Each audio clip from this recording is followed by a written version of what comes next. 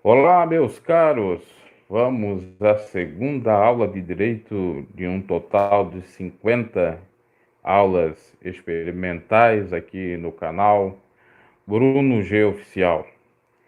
Nessa oportunidade, nós vamos falar sobre esses 4 tópicos: sobre o curso em si de direito, ou a faculdade, sobre as carreiras que advêm daquele que tem um diploma ou que podem ser já as tais por conta do diploma.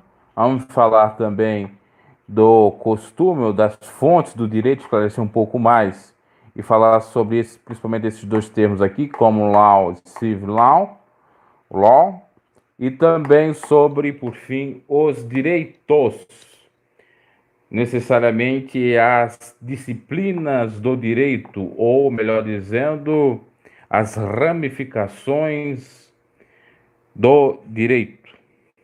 Então, nessa aula, nós vamos falar sobre essas 4 coisitas aqui. Vamos começar pelo próprio curso. O curso de bacharel em Direito, ele é de 5 anos, que deve ser chancelado pelo MEC, pelo Ministério da Educação e Cultura, para ser válido em todo o território brasileiro.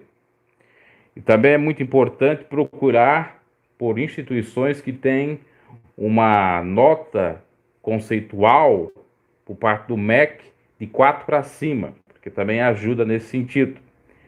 São 5 anos, que pode ser 2 anos e meio, se tiver a condição, faz-me rir, para fazer, por exemplo, os cursos de manhã e de tarde, diuturnamente. Aí consegue acabar na metade do tempo. Agora, se for só num período, de manhã, à tarde, à noite, então são 5 anos. Sem falar que tem o estágio de prática jurídica, que além desses cursos, disciplinas, melhor dizendo, que você faz, por exemplo, à noite, você de manhã ou de tarde vai fazer, então, um curso, melhor dizendo, não é o curso, a disciplina prática jurídica. Geralmente é feita na própria instituição, onde tem ali a advocacia da própria instituição, e você começa a desempenhar o seu papel de advogado no escritório modelo ou de estagiário, podendo já ter até a carteira de estagiário da OAB e concomitantemente também estagiar na OAB, aliás, como um advogado, né, com a chancela da OAB, ok? E me parece que era 3.000, o curso que eu fiz foi 3.600 horas, parece que era esse o número. É disso para cima, tá? 3.600 horas, porque quando chega nas etapas finais, ainda você tem que fazer aquelas disciplinas complementares, ou cursos complementares que você tem que atingir a carga horária extra de, vai depender do curso, geralmente é 300 e poucas horas extras, tem que ter isso também, tá? Ainda no final do curso você faz o ENAD, o Exame Nacional de Desempenho Estudantil. É aí a minha clara crítica ao exame da OAB, porque nós, além de fazer o curso durante 5 anos, ainda tem que fazer o ENAD. Por que, que o ENAD, a nota do ENAD, não vale como regra para aprovar o futuro advogado? Está escrito na subseção da OAB. Ainda além de fazer o curso e passar por esse exame que é feito pelo MEC, você ainda tem que fazer o da OAB. Ora, o curso ele é reconhecido pelo MEC. Do mesmo modo, tinha que ser reconhecida a profissão a partir do exame do MEC. Porque em outras instituições, inclusive, não existe. Né? Se você for ser engenheiro, não vai fazer prova nenhuma, já está automaticamente inscrito. Se você também for médico, vai estar automaticamente inscrito. Problemas, discussões, talvez eu faça uma live sobre isso, não vou ater a isso nesse momento. Agora, falando sobre o início de tudo, que seria o início de tudo, o início da faculdades ou do curso de Direito no Brasil. Você sabia que quem foi o mentor dos cursos de Direito no Brasil foi o Dom Pedro I, em 1827, onde ele fez uma faculdade em São Paulo e outra em Olinda, Pernambuco. A partir de então, começou as faculdades de Direito, desde 1827. Atualmente, são muito mais de 600 instituições que dão o diploma de bacharel de Direito. Em 2011, quando eu comecei a faculdade, eram um pouco mais de 600, mas já deve ter dobrado isso.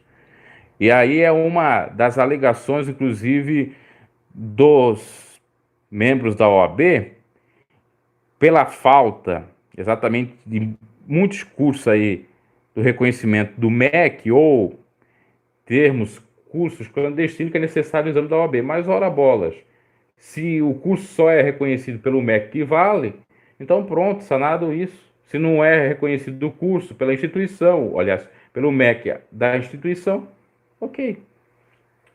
Então, um breve apanhado geral do curso, do surgimento do curso de Direito no Brasil. Se a gente for voltar para a história, aí nós vamos lá para Roma, nós vamos lá para Grécia, e nós vamos para os filósofos gregos, inclusive a palavra academia, né, vem do termo acadêmicos também, né? Academia, acadêmicos, que são aqueles que pertencem à academia, sabem que o rótulo da época de Aristóteles, de Platão, lá dos gregos.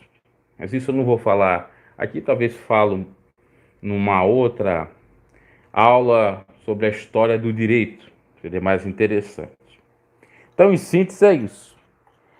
E a partir do curso, ou do diploma, depois de 5 anos, ter feito todas as matérias, ter tido as aulas ou carga horária com aulas extras, com cursos extras, ter passado pela prática jurídica, ter feito o exame do ENAD, você recebe então o diploma.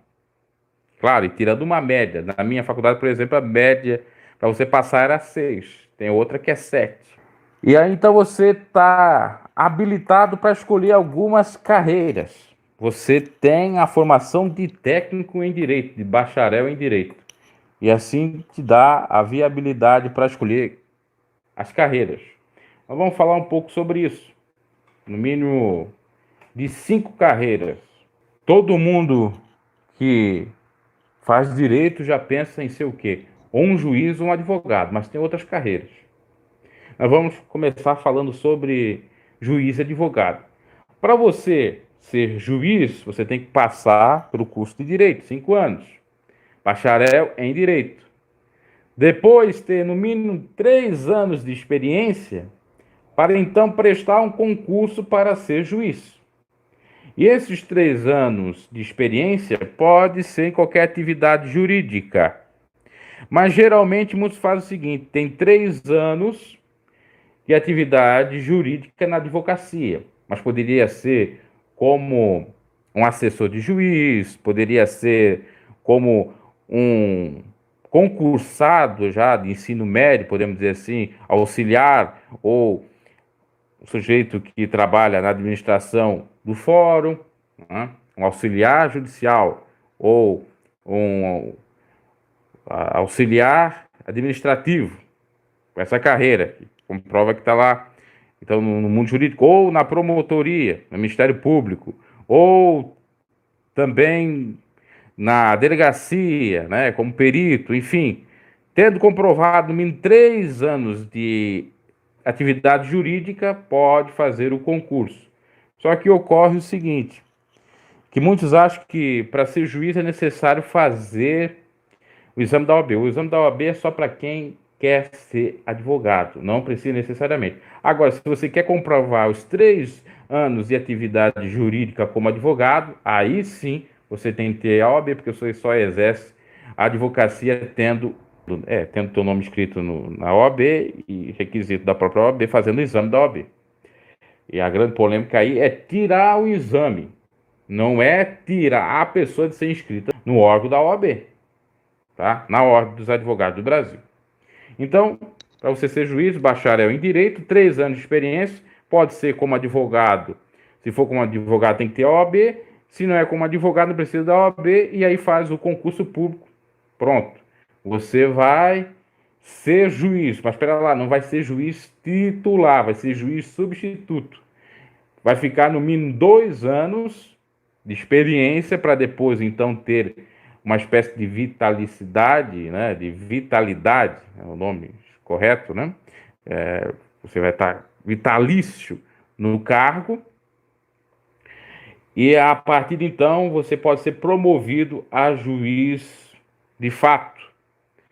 Depois ainda nós temos a questão da magistratura, que quem quer seguir a carreira e ser promovido para um desembargador, o selo, geralmente vai para a escola da magistratura, que é uma espécie de pós-graduação. Isso ajuda e muito.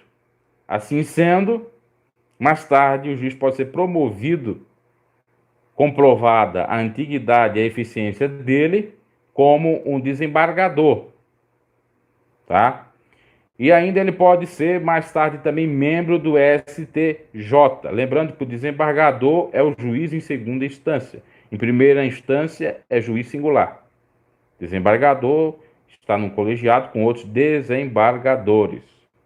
E ainda nós temos a polêmica, que muitos não concordam disso, mas está previsto na Constituição, que é o quinto constitucional. O que é o quinto constitucional? É uma garantia que está prevista na Constituição que, se tivermos 5 vagas para desembargadores ou 5 vagas para o STJ, o STF, pode ser uma dessas vagas para advogados eficientes ou promotores.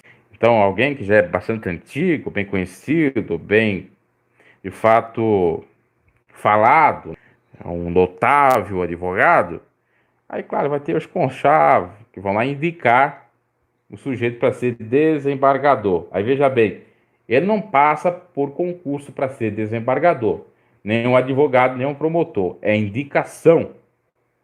E pula a etapa de ser juiz substituto, juiz titular, já vai para a segunda instância. Porque para o juiz que faz o concurso de juiz, para ele chegar a desembargador, é por intermédio do juiz substituto, depois juiz titular, né, da promoção, no caso, e depois, então, ele pode ser promovido a desembargador. Tá? Tem muitos que criticam isso, inclusive nós temos o Dias Toffoli, está no STF pelo quinto constitucional. Tá? Que ele estava no STJ pelo quinto constitucional, se eu não me equivoco, depois foi indicado aí pelo governo do PT. E a questão também do judiciário é uma questão política também, é claro. Tá? Mas, em suma, é isso que nós temos da carreira de juiz e de magistrado. Geralmente se fala magistrado, o camarada que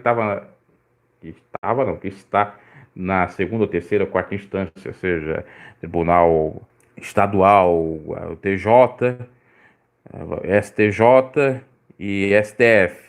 Ainda temos os tribunais especiais, Tribunal Federal, Tribunal Trabalhista, né, Superior Trabalhista, Tribunal Regional Federal, Tribunal Regional Trabalhista, ainda temos isso também.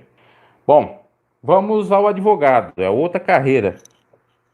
Para ser advogado, ter o canudo de bacharel em Direito, fazer o exame da OAB, a OAB, depois do sujeito, então, aprovado, vai fazer exatamente uma busca de informações da vida do camarada, vida social, vai pegar os dados, pronto. Ele está ali apto, geralmente 4, 5, 6 meses depois de ser aprovado no exame da OAB, vai depender da OAB, né, do local, do estado, da subseção, às vezes é mais rápido, às vezes é mais demorado. Então, o camarada está possibilitado de exercer advocacia, lembrando que ele, por exemplo, se ele estiver no estado de Santa Catarina para outro estado, ele só pode pegar 5 processos no outro estado. Muitos que não entendem isso, né? Acho que o camarada é advogado em Santa Catarina, ele pode ser advogado no mundo todo, mas não é bem assim, tem um limite isso colocado pela OAB, né? Eu acho que esse limite também não deveria ter, porque ora bolas. Passou, tá passado. Inclusive o exame da OAB é feito pela Fundação Getúlio Vargas, FGV, que é de nível nacional. É para todos o exame. O exame é feito no Brasil todo. Bom, vamos lá. Terceira profissão aqui, ou a terceira carreira que pode ir advir do bacharel em Direito, que é o promotor de justiça. Promotor de justiça, ele precisa do curso, precisa comprovar 3 anos de experiência, pode ser como advogado, como o mesmo modo do juiz lá, ou não, esses 3 anos de experiência. Se for com advogado, como já disse, tem que ter a OAB. E aí, então, ele vai prestar concurso público. Presta concurso público, passou, ele é um promotor. Nós temos a Promotoria Federal, né, o Ministério Público Federal e o Ministério Público do Trabalho. Esses não levam o nome de promotor, levam o nome de procurador. E, obviamente, depois de promotor, tem a promoção e chega a procurador, né, federal. O promotor deve ter também essa questão, eu não procurei muito bem, mas deve ter, de titular, substituto, depois titular. É a mesma coisa que encaixa ali do juiz, né? E aí, obviamente, é tudo por concurso. Então, quem vai prestar concurso para o Ministério Público Federal, do Trabalho e tal, não é para ser promotor e sim procurador. E o cargo máximo do Ministério Público, ou do parquê, conhecido também como parquê, é a Procuradoria-Geral da República, que outrora estava Raquel Dodge, agora já tá, parece outro, né? E é indicado o Procurador-Geral da República pelo presidente e vai ser aprovado se pela maioria dos senadores for, então, aceito. Ou seja, os senadores vão votar se aceita ou não aquele sujeito como procurador. Vai também fazer uma sabatina ali. E assim vira, então, Procurador-Geral da República. Então, recapitulando da carreira, nós temos juiz, advogado, promotor. Você pode ser com o curso de bacharel em Direito. Ainda mais uma. Quarto, delegado de Polícia Civil. Lembrando que a Polícia Militar não é delegado, que se chama, pode ser chamado tenente, coronel, e que a carreira militar é construída a partir do ingresso no mundo militar, né? Que inclusive aquele para os homens que é obrigatório o certificado de reservista, ir lá prestar, fazer o curso na academia. Inclusive o Bolsonaro fez o curso, né, na academia das Agulhas Vermelhas, acho que esse é o nome, Agulha Negra, perdão. E ali vai construindo carreira. Tem também a aeronáutica, tem a marinha e o exército militar.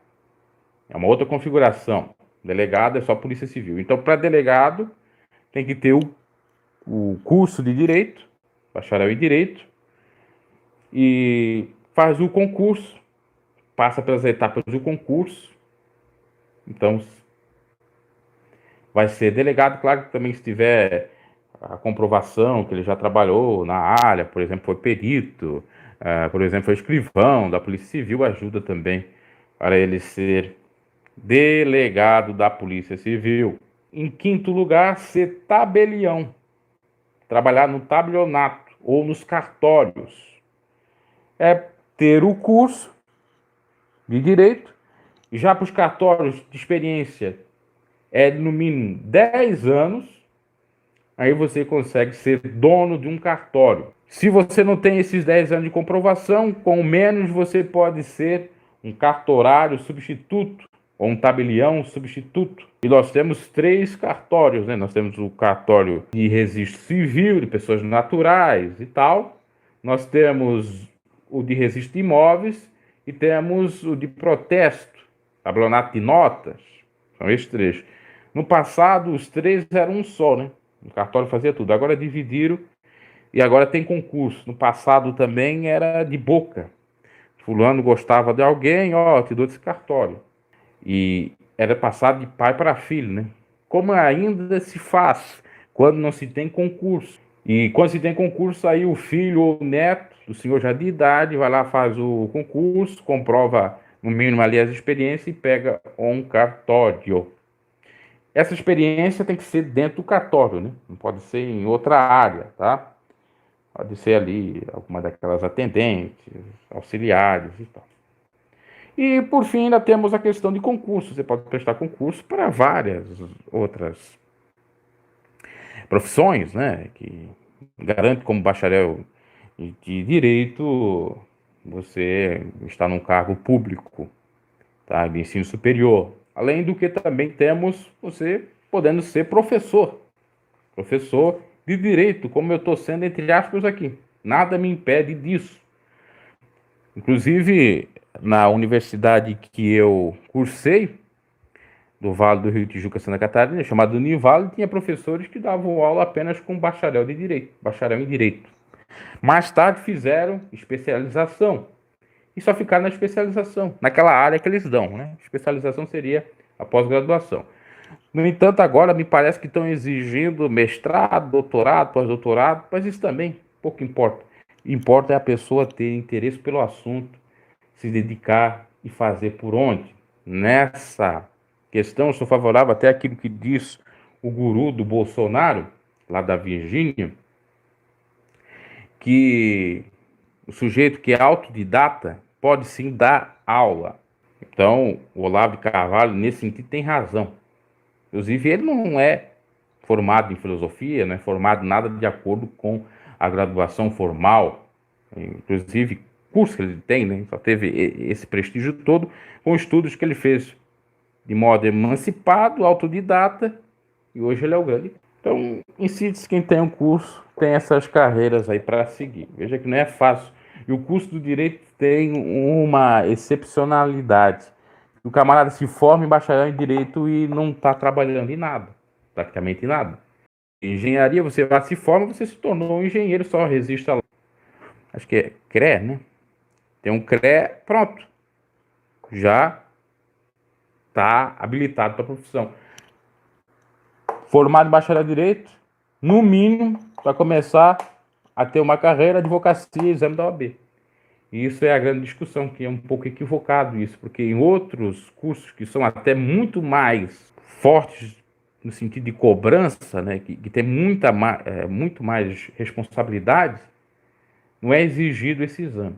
Aí vira uma burocracia, um empecilho, uma barreira a mais para os bacharéis de direito, que atualmente são 2 milhões, segundo pesquisa aí, que estão desempregados. Às vezes não é só a questão de não querer fazer o exame, até quer, mas não tem condições, porque também o exame é cobrado, quase R$ 300. Tem lá a opção para não pagar o exame, se for doador de sangue, tem algumas benesses lá, mas nem todos, né, se encaixam nisso.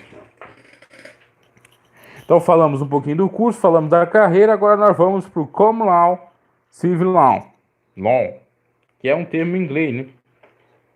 Que isso vem exatamente do inglês. O que quer dizer law, ou law, quer dizer direito, e common quer dizer comum. Direito comum, ou costumeiro, ou de costumes. Civil, civil law, quer dizer direito civil, tá? Então vamos colocar aqui, eu não sei porque eu tô com esse fone aqui, talvez atrapalhe, eu vou tirar aqui, fazer assim que seja melhor. Estou fazendo isso porque senão pega o barulho aí do ventila. Então aqui significa o seguinte: direito comum e direito civil. No Brasil, nós temos por norma esse aqui, o Civil Law. Na Inglaterra e na maioria dos países europeus, é esse aqui, Common Law. O civil é um direito escrito, positivado, é um direito criado por intermédio de leis. Tanto é que a principal fonte do direito no Brasil é a lei, ou são as leis. Já no direito inglês, não são as leis, a fonte principal? São os costumes, ou a jurisprudência, os julgados das cortes, dos tribunais, ok? Vamos recapitular, porque eu falei na última aula sobre as fontes do direito, para vocês entenderem um pouco melhor sobre isso. Só apagar aqui, a gente vai falar por último dos direitos. Então, vamos colocar aqui as fontes dos direitos. Aliás, dos direitos, não, a fonte do direito, depois vamos falar sobre as ramificações do direito. Nós temos, do Brasil, né, como regra, as fontes principais, ou fonte principal, e as fontes subsidiárias. Fonte principal, fonte subsidiária. Subsidiária, para quem não sabe, é as fontes secundárias, ou a palavra subsidiária quer dizer ajuda, né? Vamos lá. A fonte principal, como eu disse, no Brasil é a lei. Então, essa é a primeira fonte, é a lei. Depois vem as subsidiárias, a segunda. Analogia. Analogia, que quer dizer comparação. Comparação. Na analogia, nós ainda temos uma subdivisão, que seria analogia legis. Eu já falei que legis dá o termo legal, quer dizer lei. Então, analogia da lei, uma comparação de uma lei com outra lei, por exemplo. Essa é a analogia legis. E temos analogia iuris. Eu estou lendo em português, né? Mas juris. Essa palavra aqui que dá origem ao termo jurídico quer dizer direito, tá? Do latim direito. Iuris. Então, temos de lei, temos de direito. Fulano de tal tem direito. Há um caso parecido, a Beltrana também tem um direito. Analogia lex é aquela resultante da utilização de uma lei aplicável a hipótese semelhante em um caso que não disponha de lei específica. Não há lei, então se vale de uma outra. Utilize-se essa lei. Exemplo, se a lei diz que o indivíduo que causa prejuízo ao outrem deve reparar o dano, o mesmo princípio deve estender-se, por analogia, às pessoas jurídicas. Se as pessoas físicas são pessoas, né, que é o seu CPF, tem que reparar outras pessoas físicas com CPF porque fizeram dano. Se não tiver a lei da pessoa jurídica, que são as empresas, CNPJs, uma empresa que fez mal a outra empresa tem que reparar o dano a essa outra empresa. Por analogia se faz isso. Essa é a chamada analogia de lei, ou analogia lex. Já a analogia iuris, ou iuris, pode ser J ou I, né, a pronúncia, iuris ou juris, é a resultante da aplicação de princípios jurídicos em um caso similar. Utiliza os princípios gerais do direito. Exemplo, a garantia da evicção, perda sofrida por decisão judicial em favor de terceiro que era o verdadeiro dono, aplicável aos contratos de compra e venda, aplica-se analogicamente aos contratos translativos a título oneroso, como, por exemplo, podemos citar o contrato de locação. Algo que está lá previsto para o contrato de compra e venda também vai estar previsto para o contrato de locação, porque se faz por analogia. Então, a analogia é uma fonte subsidiária. Outra fonte subsidiária no Brasil, e aí tem a ver com aquele tempo que nós falamos lá, de common law, civil law, é o costume ou o direito consuetudinário, baseado em costumes, que já é uma noção muito antiga aplicada pelos romanos e gregos. Costumes são procedimentos constantes e uniformes adotados por um grupo social e por esse mesmo grupo tidos como obrigatórios. Como eu citei, acho que na última aula, o caso da vaquejada, né, naquela farra de boi, é um costume, teve uma decisão parecida, favorável à manutenção daquilo. Tem a ver com o hábito, com o costume numa sociedade. E nós podemos ter os costumes assim constitutivos, ou que venham se constituir com um externo objetivo de natureza material, que é o uso constante e prolongado, ou interno, né? Temos o externo e temos o interno. O interno é o subjetivo de natureza psicológica, que é o reconhecimento geral da sua obrigatoriedade. No direito inglês, então, nós temos o common law, como já falamos, e o common law. No Brasil, o civil law. E no direito inglês a gente tem o statute law, que é o direito legislado, e common law é o direito costumeiro ou consuetudinário, como eu falei. O common law, que é o direito legislado, é a jurisprudência, né, o precedente judicial. É uma coletânea de decisões judiciais constitutivas do chamado caso, ou case law. E o common law, então, é exatamente o costume. E no Brasil, nós temos, então, como fonte subsidiária, por exemplo, temos na lei que fala de tradução ao Código Civil, e quando a lei for omissa, o juiz decidirá o caso de acordo com os costumes. Está lá previsto. O costume é subsidiário, é uma fonte subsidiária. Outra fonte subsidiária é os princípios gerais do direito. Então, vamos colocando aqui, em primeiro lugar, lei. Segundo, costumes. Terceiro, princípios gerais do direito. Princípios quer dizer algo elementar, quer dizer algo que dá basamento, norte. Por exemplo, nós temos o princípio da dignidade humana, que muitas decisões são embasadas por esse princípio, que visa garantir exatamente a dignidade da pessoa humana. E com esse princípio, inclusive, acontecem várias construções de argumentações que visam pleitear um direito. Nós temos, então, os princípios gerais do direito, que constituem a essencialidade do direito. É desde que são retirados postulados que servirão de suporte à regulamentação da sociedade sob aspecto jurídico, fixando os padrões e orientando os preceitos que serão traduzidos pela legislação. Temos os positivistas, consagrados pelo ordenamento jurídico, os principais, que configuram aí os princípios gerais do direito, que são evidenciados na lei.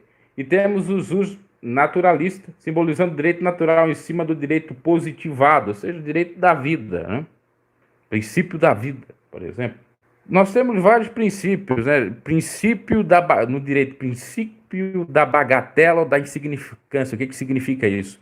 Esse princípio no direito penal, ele ajuda a deixar o indivíduo fora da prisão quando ele furta algo insignificante.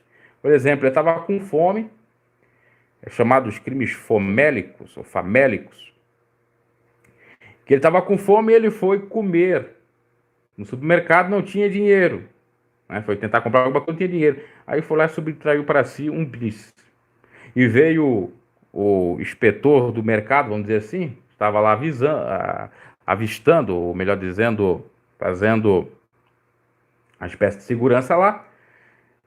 Tu furtou o bis, e se você não dá, não chamar a polícia, o camarada já estava comendo, chama a polícia, prende ele. Ele pode ser solto por esse princípio da insignificância, porque o bis é 3, 4 reais. Inclusive, tem até um teto na jurisprudência esse princípio da insignificância. Uma vez estava, parece que 100, um pouco mais de 100 reais, para configurar, parece que agora já subiu, tá? E assim tem vários princípios. Depois nós temos a fonte, a quarta, doutrina jurídica. Já falei o que é doutrina, né? Doutrina e ensinamento jurídico. É o pensamento dos filósofos, doutores do direito. E ainda por quinto, nós temos a jurisprudência. Jurisprudência. Julgados dos órgãos colegiados ou juízes singulares. Pode-se classificar como secundum legem, conforme a lei, a interpretação da lei realizada pelos juízes, harmonizando o disposto no texto legal e seu sentido, ou por prieter legem, eu estou lendo em português, né? privilégio. Além da lei, é a jurisprudência que considera efetivamente fonte subsidiária do direito, é a que preenche as lacunas da lei. Quando não tem lei, então vai pela jurisprudência. Pode ser súmula, vinculante ou não, súmula do Supremo Tribunal Federal, STF, súmula do STJ, enfim, pode ser várias aí, a jurisprudência. Demais fontes, ainda existem outras fontes, como a equidade, os tratados internacionais e os atos e negócios perfeitos. Então, a equidade também é. A equidade, para quem não sabe, é a justiça. Dá a cada um que é seu. É uma fonte subsidiária. Os também tratados internacionais, que o Brasil possa ser signatário, como da Convenção de Haia, isso é tudo de direito internacional, né? A Convenção Interamericana de Direitos Humanos, que o Brasil também é signatário. E os atos e negócios jurídicos. Atos e negócios jurídicos. Que são os próprios contratos ali, né? Então, em síntese, é isso que nós temos de fontes do direito, que vão ajudar tanto o advogado a pleitear algo, como também o juiz a dar o direito à pessoa, à parte, baseado nesses princípios. Lembrando que o Brasil tem como a fonte principal a lei. Se tiver uma jurisprudência, se tiver um costume, se tiver algo que extrapole a lei, o que vale de regra é a lei. Eu citei na última aula o caso do Lula. Pela lei, o Lula era para estar solto desde sempre, porque a lei diz, a Constituição, direito penal, que o réu só pode ser preso quando for condenado e a sua sentença condenatória for dada em trânsito ou ficar em trânsito em julgado. Caso esse que não ocorreu no Lula, porque ainda tem recursos a se fazerem a todas as cortes. Então, a prisão dele foi ilegal. Só que teve a jurisprudência, que é uma fonte subsidiária, dizendo que, de fato, o Lula tinha que ser preso na segunda instância. Com base nisso, então, ele foi preso. No entanto, ele foi solto porque o que vale de regra na pirâmide das leis é a lei no Brasil. Depois vem, na realidade, não é a pirâmide da lei aqui vamos dizer assim, a pirâmide dos princípios, a lei vem em primeiro lugar. Depois vem aqueles outros que a gente já discorreu. Tá? A pirâmide de leis é uma outra coisa que a gente vai ver numa outra aula. Agora nós vamos falando, para encerrar, dos direitos. O que é direitos? Já demos a definição de direito, né? Na última aula falamos o que é direito, que vem do latim directo, que quer dizer o que é certo, o que é direito, o que endireita e tal. Agora vamos falar dos tipos, das classificações do direito. E essas classificações, nós temos direito individual, direito coletivo, direito público, direito privado. Nós temos direito, que eu já até falei na última aula, natural, direito positivo, e por aí vai, tá? Direito natural, como falando na outra aula, né? Na última aula, quer dizer o direito que já nasce com a própria pessoa. Direito positivo seria aquele escrito criado pelo homem. Então já falamos do direito natural, do direito positivo.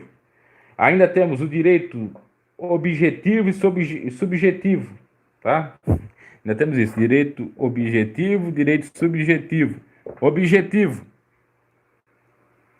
é a norma ou conjunto de normas de conduta que constitui o ordenamento jurídico, dispõe acerca da conduta de cada indivíduo, regulando-a, disciplinando. É a norma agente, norma de ação, norma de conduta, norma agente, tá?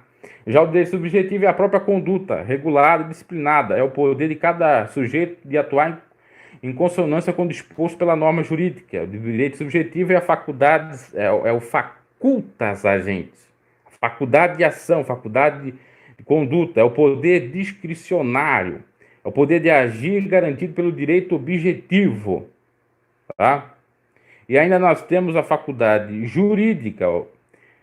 Por exemplo, o locador, em razão do mesmo contrato, passa a ter o direito previsto garantido por uma norma jurídica, direito objetivo, de exigir do locatário o pagamento dos aluguéis pagos, assim como esse último tem o direito de exigir do locador a garantia do uso pacífico do imóvel durante o prazo da locação.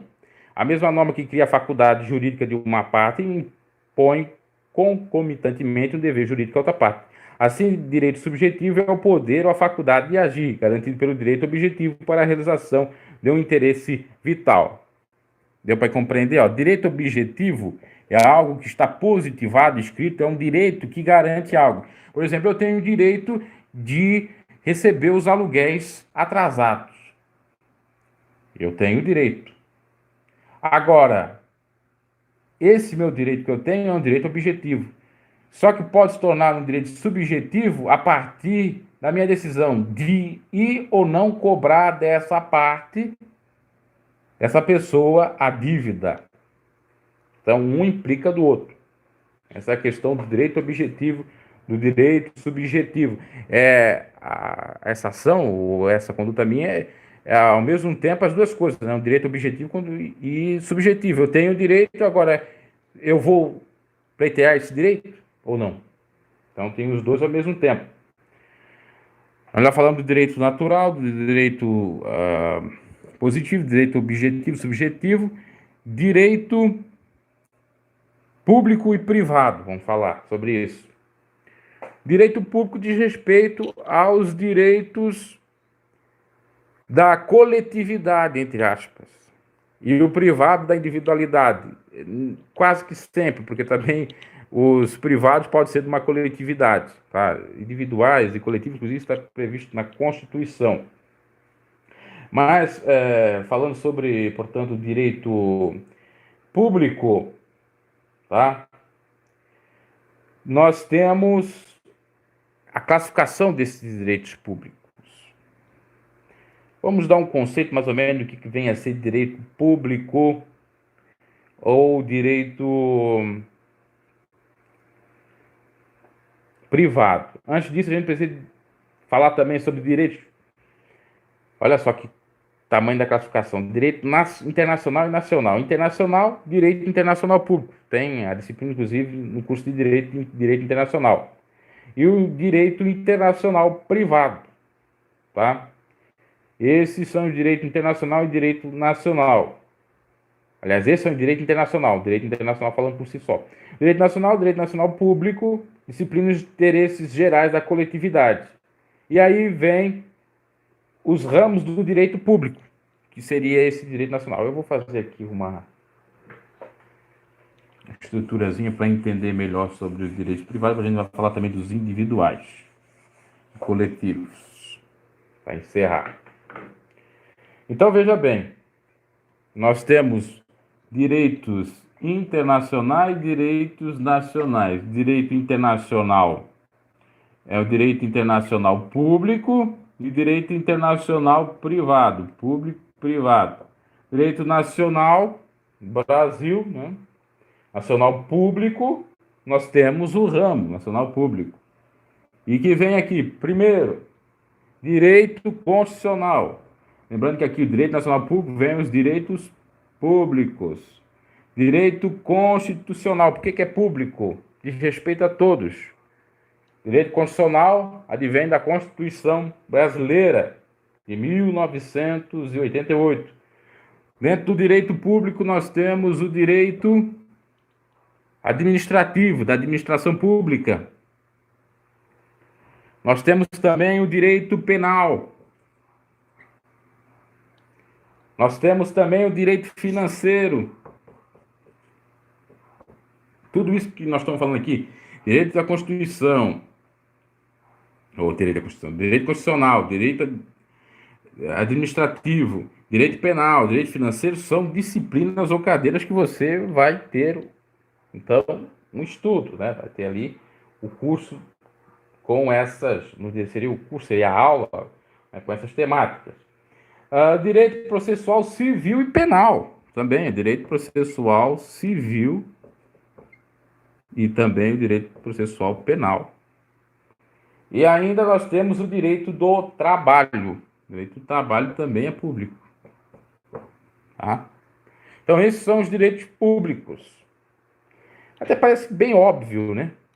Depois vou explicar. Agora vem os direitos nacional privado. Direito nacional privado, que é o direito privado.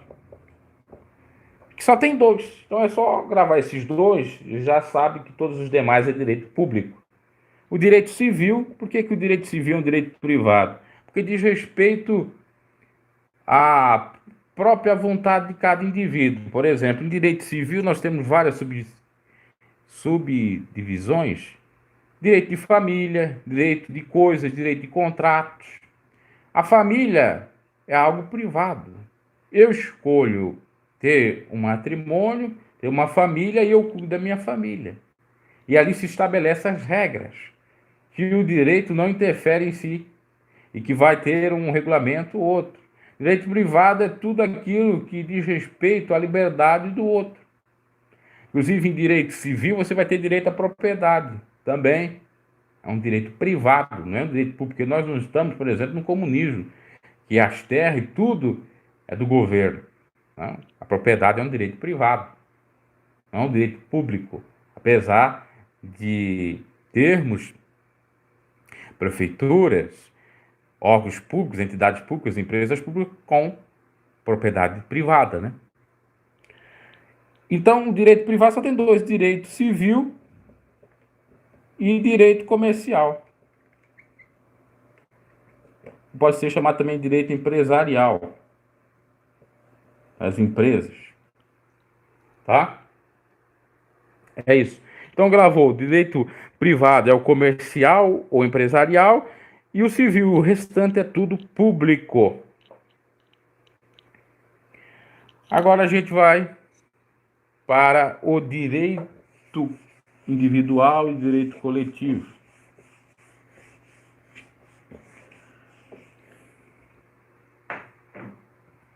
Direito individual, direito coletivo. Geralmente está previsto isso na Constituição, né? Antes, eu gostaria ainda de colocar um adendo que eu me esqueci de falar, sobre o ius civilis, que é o direito civil, direito privado de cidadãos romanos, e ius gentium, que vem de gentes, né, de gentios, direito das gentes, direito extenso aos estrangeiros, isso é comum a todos os homens livres, e ius naturale, direito natural, direito colocado acima dos arbítrios do homem, extraído filosoficamente da natureza das coisas, visando inspirar, solucionar os casos concretos. E também, dando uma definição clara de público, é aquele que a predominância do interesse do Estado é que disciplina os interesses gerais, existe relação de subordinação. Direito privado é aquele que em que há predominância do interesse particular, isso é da pessoa, relacionado de coordenação.